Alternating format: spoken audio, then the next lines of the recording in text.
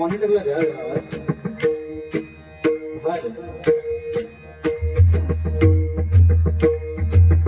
सुस्वागतामध्ये धन्यवाद. प्रथमतः येथील रंगदेवता आणि स्थानदेवतेला विनम्र अभिवादन करून या गावची ग्रामदेवता श्री केदारलिंगाच्या चरणाशी नतमस्तक होऊन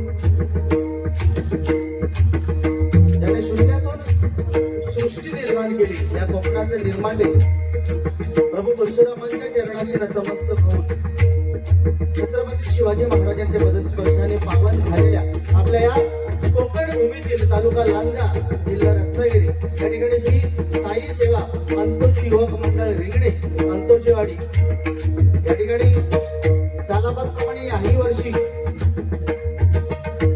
मंडळाचा हा 35वा वर्धापन दिन आणि त्यानिमित्त अक्षय तृतीयेच्या शुभदिनी श्री साई उत्सवाचे आयोजन करण्यात आले आणि त्यानिमित्त अनेक कार्यक्रमांचे या ठिकाणी नियोजन करण्यात आलं होतं. त्यामध्ये सकाळपासून अनेक धार्मिक कार्यक्रम या ठिकाणी पार पाडले. त्यामध्ये कीर्तन देखील होतं, महाप्रसाद होता, सत्यनारायणची महापूजा देखील झाले आणि भगवंताचं नामस्मरण व्हावं आणि तुम्हा सर्व रसिक मायबापांचं मनोरंजन व्हावं या उद्देश हेतून या मंडळाने डबलवारी भजनाचा जंगी सामना या ठिकाणी आयोजित केला आणि त्या डबलवारी जंगी सामन्यासाठी आम्हाला 2 बुवांची या ठिकाणी निवड करण्यात आली आहे. त्यामध्ये मी स्वतः साई प्रसादी भजन मंडळ भंडूस कडेवटा तालुका संगमेश्वर जिल्हा रत्नागिरी मी स्वतः बुवा गौरव अशोक पांचाळ मला या ठिकाणी पक्वासाद करतायत. ते माझे बंधू वैभव पांचाळ आणि मला तबला साथ करतायत. ते सुप्रसिद्ध तबलावादक सन्माननीय सौरभ भोगले आणि माझी संपूर्ण मंडळी. त्याचप्रमाणे आजच्या रात्रीपूर्वी आम्हाला प्रतिस्पर्धी म्हणून बुवा लाभले ते लिंग रमणात प्रातिनिधिक भजन मंडळ कोकण तालुका कुडाळ जिल्हा सिंधुदुर्ग व आमचे परम मित्र श्री समीर रामाकदम बुवांना या ठिकाणी पक्वासाद करतायत. ते आमचे मित्र सन्माननीय संदीप पांचाळ आणि बुवांना या ठिकाणी तबला साथ करतायत. आमची भावकी शुभम मेस्त्री आणि बुवांची सर्व मंडळी आम्हा 2 बुवांना या ठिकाणी भजनाच्या माध्यमातून परमेश्वराची सेवा करण्याची सुसंधी या मंडळाने प्राप्त करून दिली. त्याबद्दल या मंडळातील सर्व पदाधिकारी या मंडळाचे अध्यक्ष सन्माननीय श्री विकास चंद्रकांत आयरे त्याचप्रमाणे सचिव श्री मेघन अनंत आयरे त्याचप्रमाणे खजिनदार श्री मनीष विश्वनाथ आयरे त्याचप्रमाणे श्री साई सेवा अंतोची युवक मंडळ रिंगणे अंतोचीवाडी त्याचप्रमाणे या मंडळातील सर्व पदाधिकारी आणि ग्रामस्थ आणि महिला मंडळ यांचा अत्यंत आभार आहे. त्याचप्रमाणे या गावचे कर्तृत्ववान प्रथम नागरिक आपण त्यांना म्हणतो ते सरपंच सन्माननीय संजय चंद्रकांत आयरे साहेब एकदा जोरदार टाळ्या आपल्या सरपंच साहेबांसाठी वाजवा. कारण मगाशी भाषण झालं त्या भाषणात ऐकलं की कर्तृत्व कसं असावं तर आमच्या या सरपंच साहेबांसाठी. त्याचप्रमाणे ही भजनाची पंढरी म्हटलं तरी वावगं ठरणार नाही. कारण मगाशी सुद्धा एका भाषणात मी ऐकलं कैलासवासी सुरेश शांताराम आयरे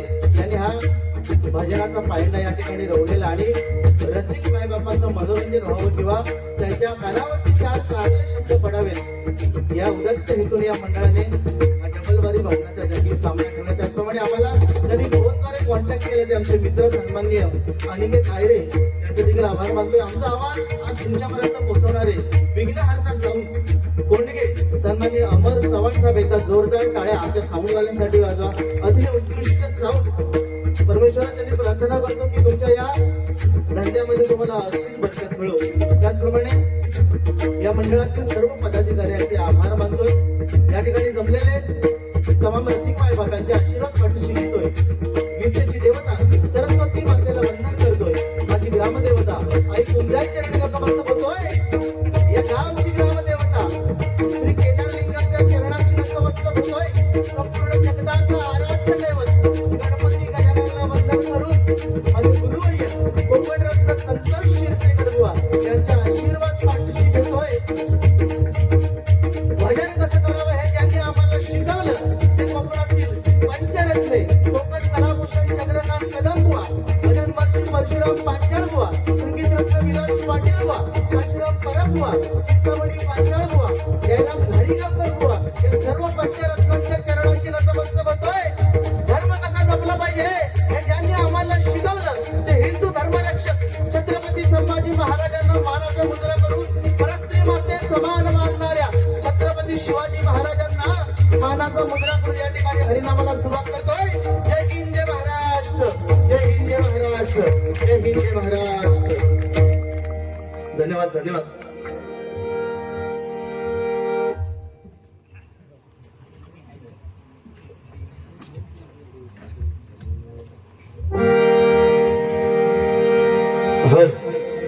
बाया जरा कमी करा बघा. नाही ना जरा बायाला आवाज आहे ना.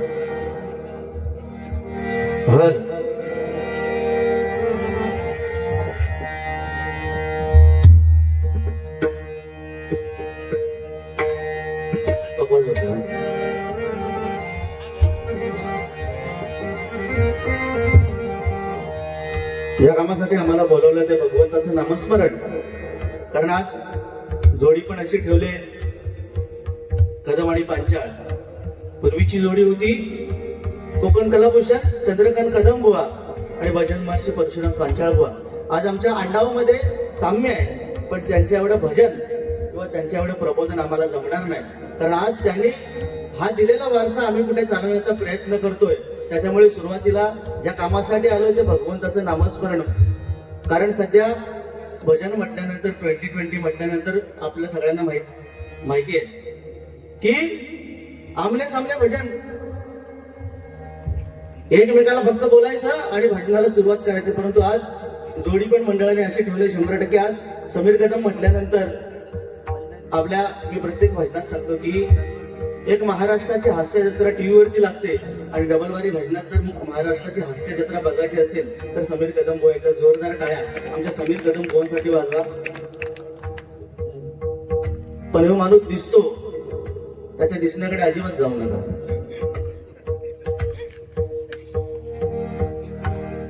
ह्यो जनावर सध्या शांत, पण त्याच्या शांततेकडे अजिबात जाऊ नका. तो कधीवर अंगावर येतो भरोसा नाही.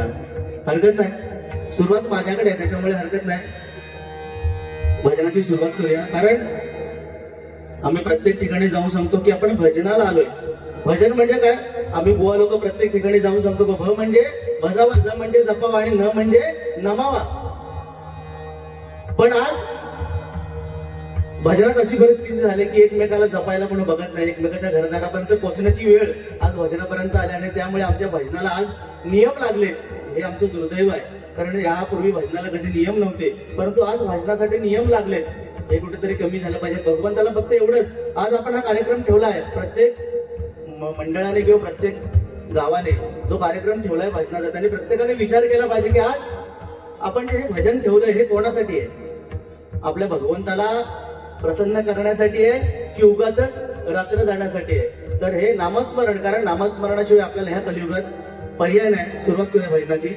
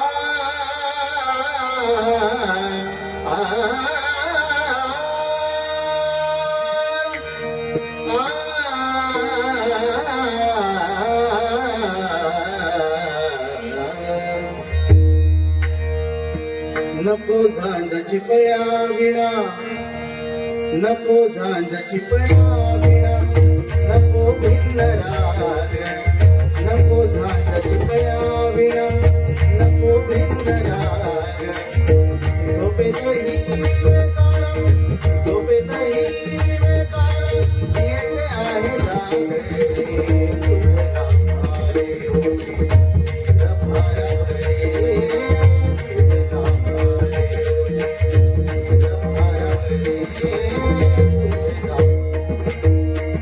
भाव अंतरीचे हळवे कसे सी फुला, भाव अंतरीचे हळवे, भाव अंतरीचे हळवे, भाव अंतरीचे हळवे कसे सी फुला. स्वतःच्याच सुगंधाची, स्वतःच्याच सुगंधाची, स्वतःलाच फुलले तुझ्या नावाने.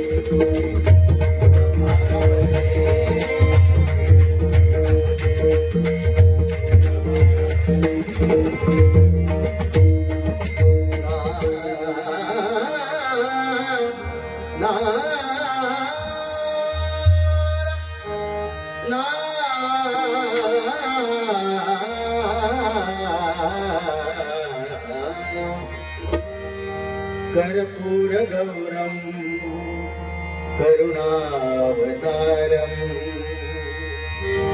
कर्पूर गौरम करुणावतारम, कर्पूर गौरम करुणावतारम, कर्पूर गौरम करुणावतारम, संसार सारम भुजगेन्द्रहारम, संसार सारम भुजगेन्द्रहारम, सदा वसंतम हृदयारविन्दे, सदा वसंतम हृदयारविन्दे, सदा वसंतम हृदयारविन्दे, सदा वसंतम हृदयारविन्दे, भवं भवानी सहितं नमामि, भवं भवानी सहितं नमामि, भवं भवानी सहितं नमामि, भवं भवानी सहितं नमामि. ॐ नमः शिवाय, ॐ नमः शिवाय, ॐ नमः शिवाय, ॐ नमः शिवाय, ॐ नमः शिवाय, ॐ नमः शिवाय, ॐ नमः शिवाय.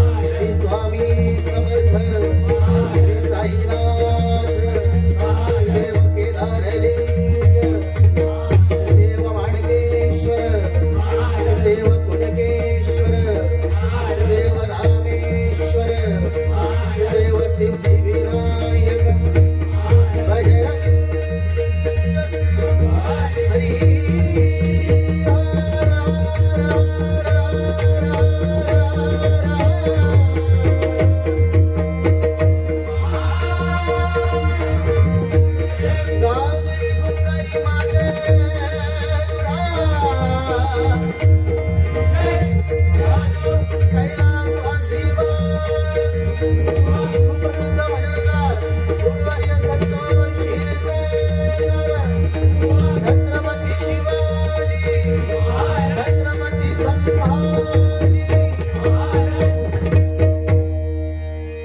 हॅलो, धन्यवाद.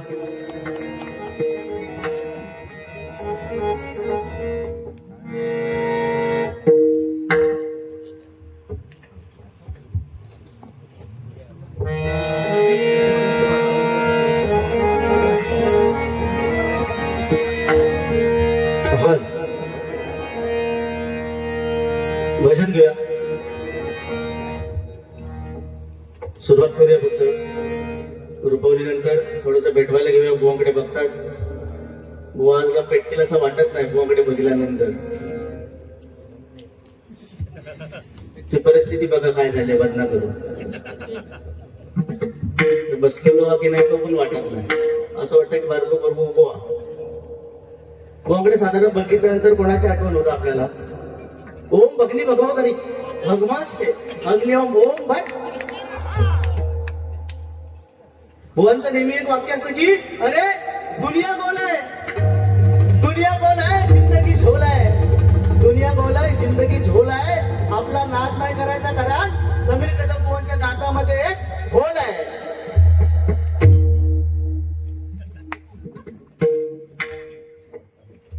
जाताना शिवीट मारून देतो, भरून देतो.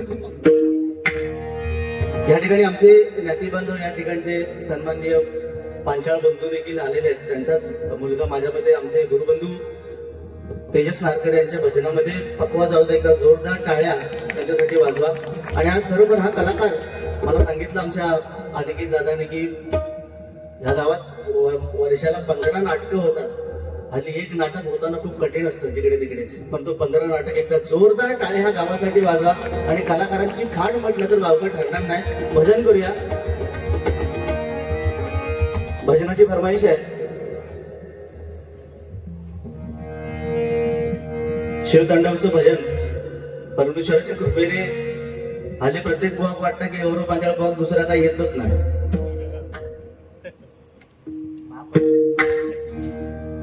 त्याच्यामुळे खरं ही सत्य परिस्थिती आहे. कारण काय झालं, परवा पण माझी एक बारी झाली. तो म्हणता गौरव पांचाळ म्हणजे फक्त शिवतांडव.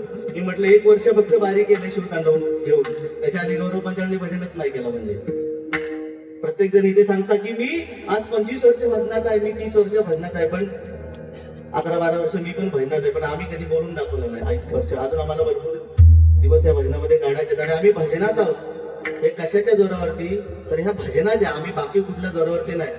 त्याच्यामुळे 100% भजन बुवा 100% उत्कृष्ट आहेत. त्यांच्याकडे बघितल्यानंतर हा मुळात माणूसच असा आहे ना की त्याच्याकडे बघितल्यावरतीच हसायला येतं. तर याचा तोंड दिसतं तात्या विंचवारला. लिहून घे, मी तात्या विंचवासारखं दिसतंय. पण बुवा सांगणार ज्यांनी तात्या विंचवाची भूमिका केली, ज्यांनी आता दशावतार सिनेमा केला, ते आपल्या या महाराष्ट्रात एक मोठं नवकोन दिलीप प्रभावळकर. एका जोरदार टाळ्या आपल्या त्यांच्यासाठी वाजवा. सुरुवात करूया.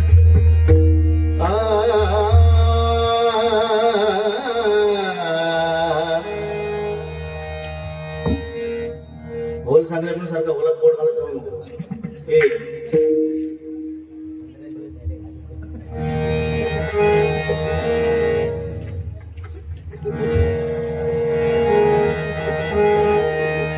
असू दे, मनोरंजन करा बुवा. फक्त या स्थानाचं महत्व, समोर साईबाबा आपल्या बसले, त्यांचं फक्त महत्व आणि त्यांनी केलेलं काम पुण्यभूमी आहे. त्याच्यामुळे ठीक आहे, आपण मनोरंजन करूया. पण एवढं पण नको की आपल्या या ठिकाणी महिला वर्ग पण बसलाय की त्यांच्या कानावरती हात जातील एवढं मात्र आपण करूया नको. कारण सध्या तुम्हाला माहिती आहे, परवा एक बुवा सांगता, हे तुझी लायकी काढल्याशिवाय इथून जाणारच नाही. म्हणजे इथपर्यंत भजन आजपर्यंत पोहोचलेले आहेत. मुळात भजनाचा काही संबंधच नाही एकमेकाच्या लायकीशी. जो तो आपल्या परीने भजन करत असतो किंवा आपल्या कर्तृत्वावर करत असतो. त्याच्यामुळे सुरुवात करूया.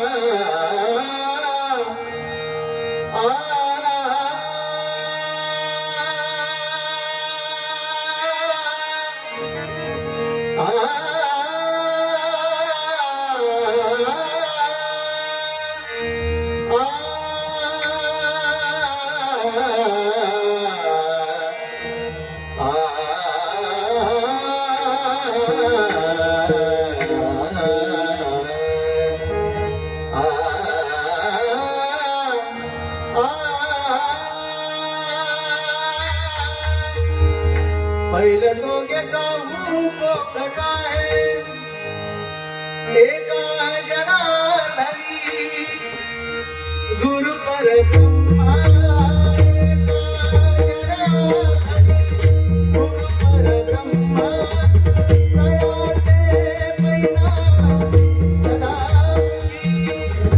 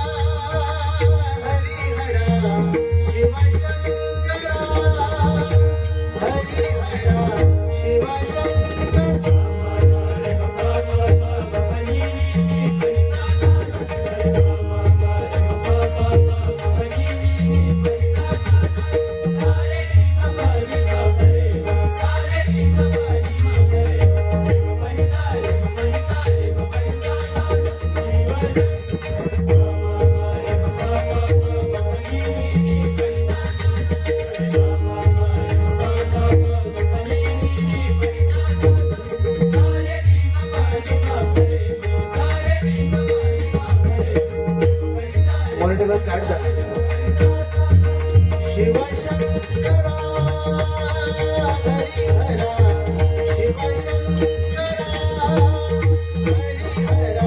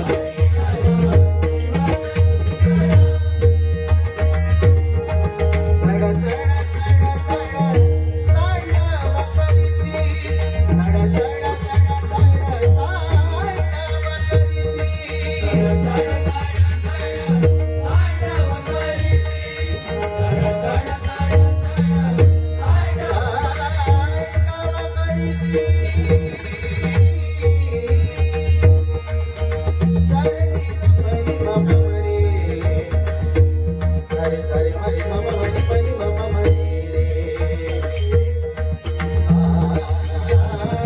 रे रे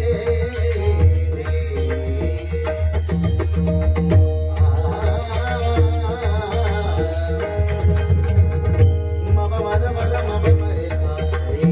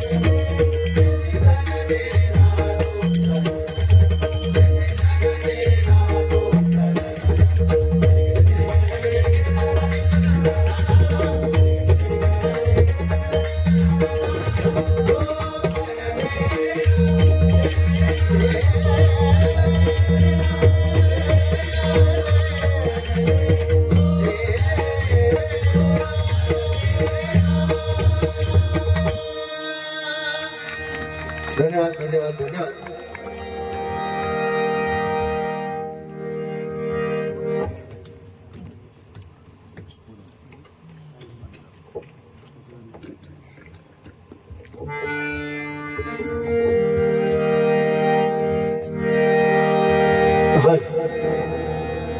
धन्यवाद.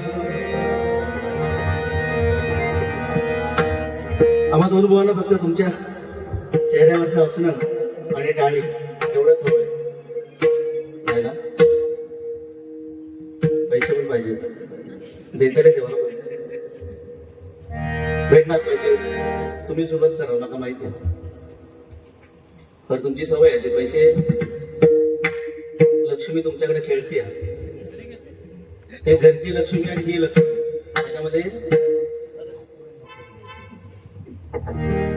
या माणसाचं नेहमी सांगणं असतं की वर्षातले 350 दिवस जो माणूस डबल बारे करतात, तरी पण या माणसात 2 पोरात. विचार करा, 365 दिवस करतं. 365 दिवस माणूस डबल बारे करतं, तरी पण या माणसात 2 पोरात. म्हणजे माणसाचं कर्तृत्व किती मोठा. तो माणूस दिसता फक्त एवढंच, पण तो माणूस खूप भयानक आहे. आता रूपाचा अभंग ज्याच्यात भगवंताचं रूप दिसलं पाहिजे. रूप म्हणजे कोणाचं की रूप पाहता लोचनी सुख झाले हो सादर गेले 28 युग भगवंत त्या विटेवरती उभा आहे. अख्या माझ्यामध्ये या ठिकाणी वारकरी संप्रदायाचे लोक सुद्धा आहेत. त्याच्यामुळे थोडस रूपाच्या अभंगामध्ये वावगं न बोलता थोडस चांगलंच देऊन बोंगडे बारी देतो. ज्याच्यात भगवंताचं रूप गेले 28 युग भगवंत त्या विटेवरती उभा आहे. त्या विटेला बाजू आहेत 6. आम्ही प्रत्येक बोलक सांगतो की काम क्रोध लोभ मद मत्सर माया हे 6 षडविकार भगवंताने आपल्या पायाखाली दाबून ठेवले.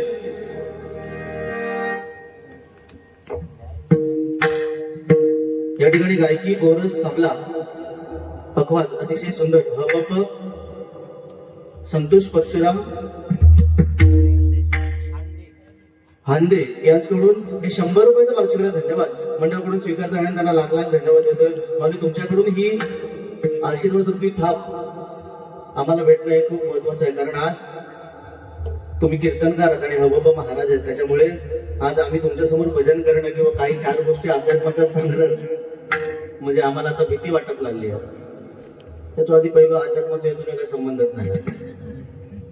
हे फक्त इथे खेळच करून गेलेलो. त्याच्यामुळे या ठिकाणी परेश आयर यांच्याकडून शिवतांडवासाठी हे 100 रुपयाचा वार्षिकला धन्यवाद मनाकडून स्वीकारतो आणि त्यांना लाख लाख धन्यवाद देतो. आता भगवंताच्या विटेवरती उभा आहे.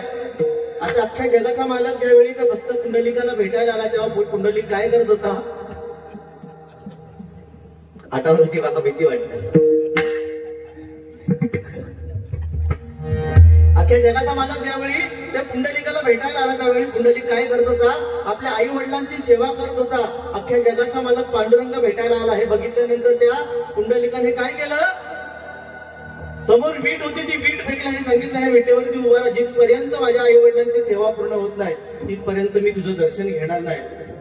याचा अर्थ काय या कलियुगात त्या पुंडलिकाकडून आपल्याला काय घ्यायचं की या जगात देवापेक्षा श्रेष्ठ कोण असेल तर आपले आई वडील. एकदा जोरदार टाळ्या आपल्या आई वडिलांसाठी वाजवा. कारण आज त्यांनी आपल्याला हे जग दाखवलंय. ती वीट म्हणजे नेमकं काय थोडक्यात सांगतो आणि रूपाच्या अभंगाला सुरुवात करतो. ज्यावेळी इंद्र आणि चंद्र महाराज काय चुकलं तर माफ करा. ज्यावेळी इंद्र आणि चंद्र ह्या दोघांनी ठरवलं की आपण अहिल्याला जाऊन भ्रष्ट करायचं हे लक्षात कोणाच्या आलं. आता अहिल्या म्हणजे कोण तर गौतम ऋषींची पत्नी. इंद्र आणि चंद्र यांनी काय केलं अहिल्याला भ्रष्ट करायला निघाले. त्यावेळी हे लक्षात कोणाच्या आलं गौतम ऋषींच्या लक्षात आल्यानंतर त्या गौतम ऋषींनी त्या दोघांना पण शाप दिला. चंद्राला सांगितलं की तू काळा पडशील आणि इंद्राला सांगितलं की तुझ्या संपूर्ण अंगावरती कोड उठतील. सांगितल्याप्रमाणे शापाप्रमाणे इंद्राच्या अंगावरती कोड उठले आणि चंद्र काळा झाला. आता इंद्र म्हणजे देवांचा राजा. त्या देवांचा राजा जर असा विद्रूप दिसायला लागला तर त्याला देव राजा म्हणणार कोण म्हणून त्या इंद्राने सगळीकडे तीर्थयात्रा केली.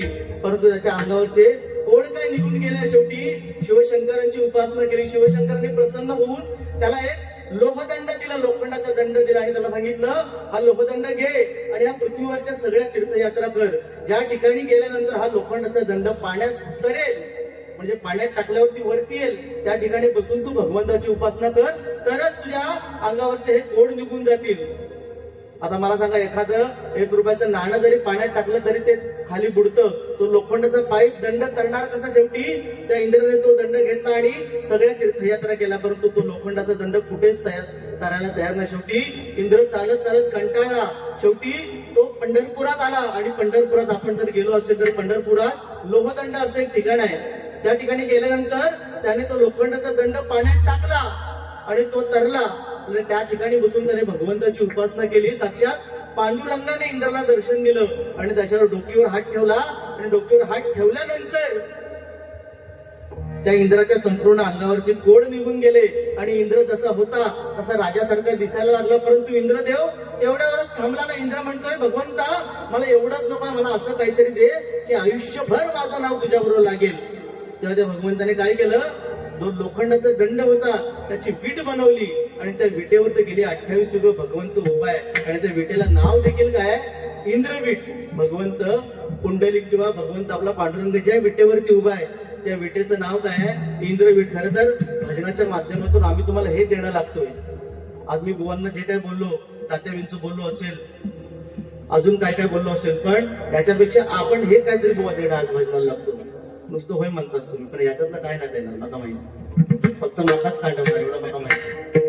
हरकत नाही. आता सत्य परिस्थिती आहे बघा ना, जिकडे तिकडे आपण जातो. आज मुंबई सारख्या ठिकाणी आम्ही जेव्हा फिरतो एवढी बिकट परिस्थिती आमची आली. आमची बिकट परिस्थिती, मुंबईला बाहेर पडलो तरी आज एवढी बिकट. पण त्या दिवशी तुम्हाला एक सत्य घटना सांगतोय काका, सत्य घटना. अंधेरीला आता कामानिमित्त मी मुंबईला आहे, गोवा गावीच असतात.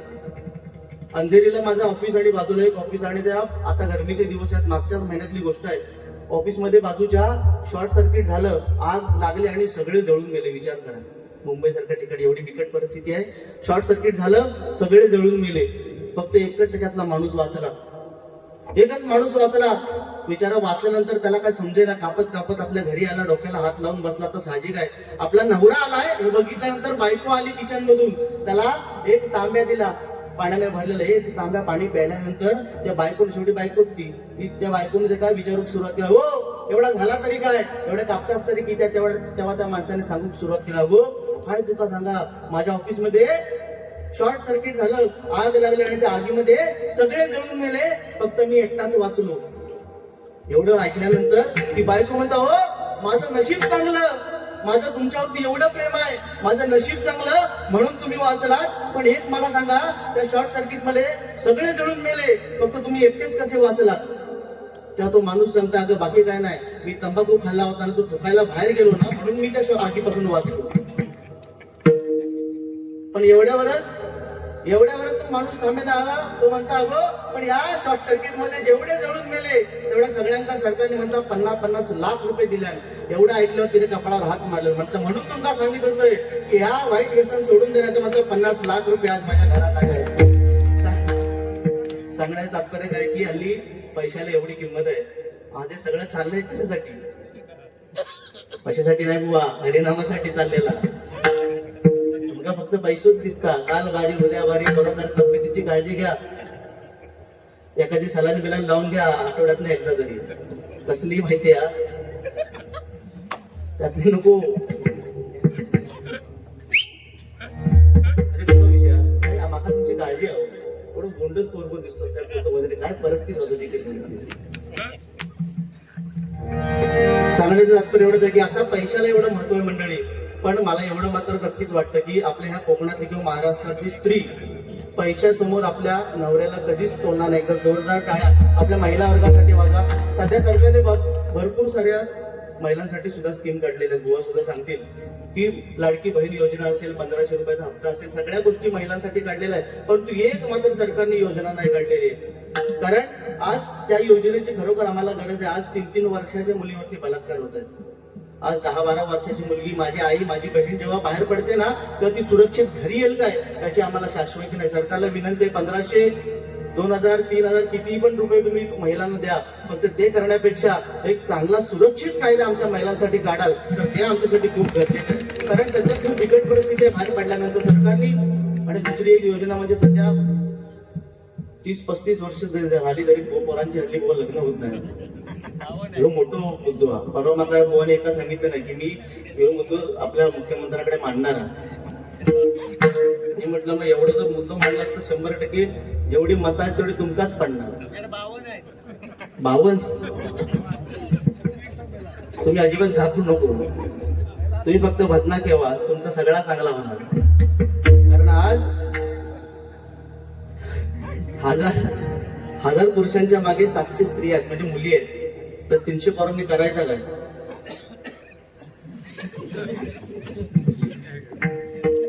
300 पोरांनी काय करायचा? त्या सगळा सोडायचा आणि जंगलात जाऊन बसायचा. त्या दिवशी अहो लगीन करून पण हल्ली एवढी बिकट परिस्थिती आहे, 5-6 महिन्यात घटस्फोट होत आहेत. काय परिस्थिती? त्या दिवशी एक माणूस गेलो आणि माका सांगता, बुवा जेव्हापासून म्हणता बायको येईल, जेव्हापासून माझं लगीन झालं आहे त्यापासून म्हणता माझ्या आयुष्यात ना छाय ना मजा राहिली नाही, कुठलीच गोष्ट माझ्या आयुष्यात राहिलेली नाही. मी म्हटलं एक काम कर, या वरच्या डोंगरावरती एक बाबा बसलेला, त्या बाबांना जाऊन भेटते, तुका बरोबर याच्यावरती सोल्युशन देतील. त्या माणसानं ऐकल्या, त्या बाबांपर्यंत गेलो. बाबांपर्यंत गेल्यानंतर बाबा बघितल्यानंतर अतिशय तेजस्वी बाबांना जाऊन विचारलं, बाबा बघितल्यावर बाबांच्या चरणाशी लोटांगण घातलं. असल्या बाबांचं नाव घेऊ नको. मी तरी घेणार नाही माझ्या भजनात असल्या बाबांचं नाव. तुका जर त्यांच्याकडे जाऊचं असत तर जा.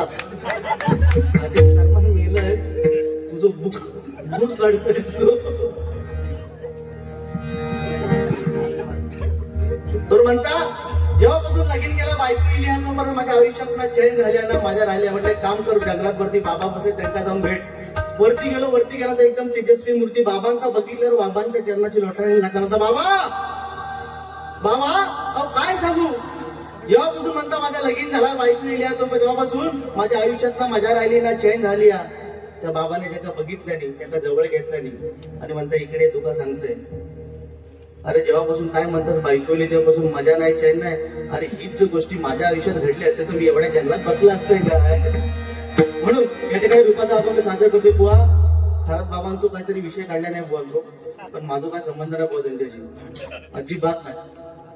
आणि ज्यांचं असतात ते आपापलं बघून घेतील ना आपल्याला काय करू का ज्याचा तो प्रश्न आहे. कारण आम्ही प्रत्येक ठिकाणी जातो आणि सांगतो की असल्या बाबांची नावं घेण्यापेक्षा आमच्या पंचरत्नांची नावं घ्या. आज कदम बुवांचं आमच्या स्मारक झालं. आमच्या कदम बुवांचं स्मारक झालं.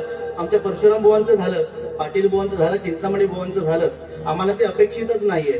स्मारक होणं आम्हाला अपेक्षित नाही. फक्त एक चांगला बुवा म्हणून तरी आमचं नाव काढलं तरी आम्हाला भरपूर आहे. बुवा आज समीर कदम म्हटल्यानंतर समोरच्याला चांगला बोलणारा बुवा मी आहे पण समोर तो जर आपला वाकड्यात गेलो तर आपण वाकडा बोलणारा पण आहे. त्याच्यामुळे आज चांगला आज समीर कदम बुवांचं सगळ्या बाजू एवढ्या भक्कम आहे. एक शरीर एष्टी सोडल्यास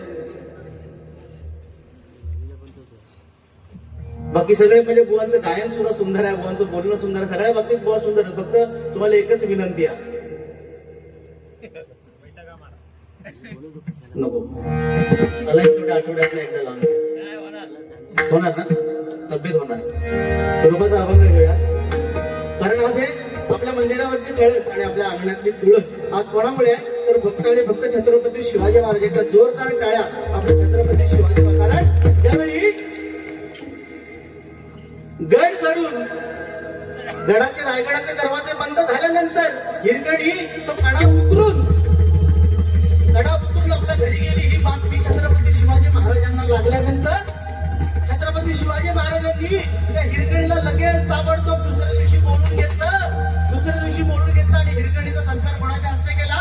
ज्यांनी रायगड बांधला इंदळकरांच्या हस्ते त्या हिरकणीचा सत्कार केला.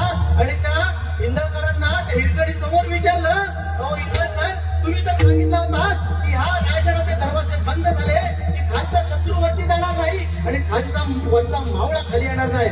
मग गडाचे दरवाजे बंद झाल्यानंतर ही हिरकणी खाली गेलीच कशी.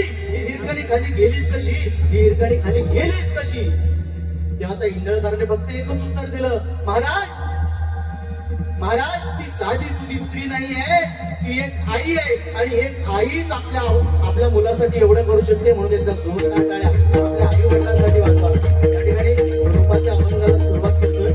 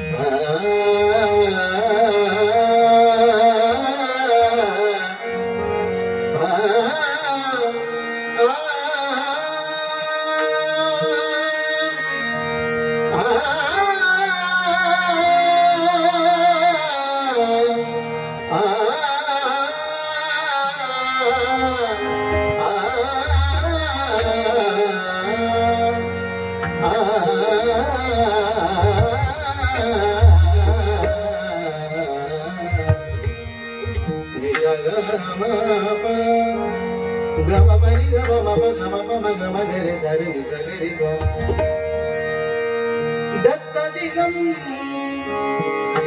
दत्त गोविंद दत्त मुकुंद दत्त गोविंद दत्त मुकुंद दत्त रूपाला आळविताना दत्त रूपाला आळविताना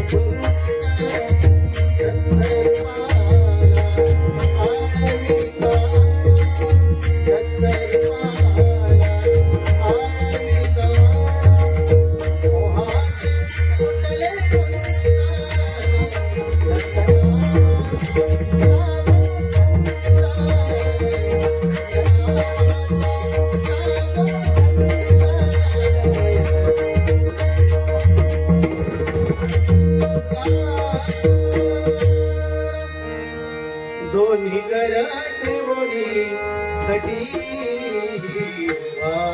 बीबरी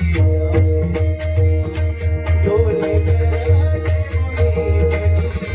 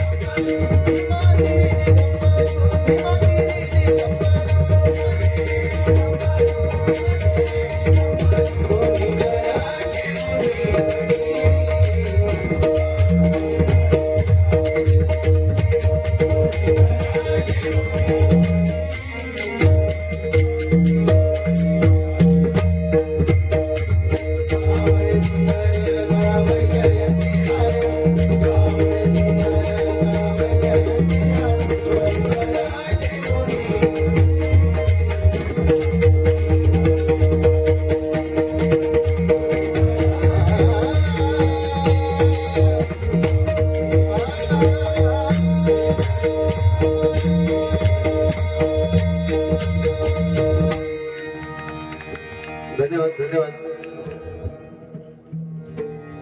या ठिकाणी श्री गौरव पांचाळ बुवा सुंदर भजन गायकी पखवाज कोरस यासाठी कैलासवासी चंद्रकांत रामचंद्र आयरे, कैलासवासी विजय रामचंद्र आयरे यांच्या स्मरणात सन्मान्य संजय चंद्रकांत आयरे यांच्याकडून माझ्यासाठी हे 500 रुपयाचं पारितोषिक धन्यवाद मंडळाकडून स्वीकारतो आणि त्यांना लाख लाख धन्यवाद देतोय. धन्यवाद धन्यवाद. बुवा गजर पण घेऊ की हा.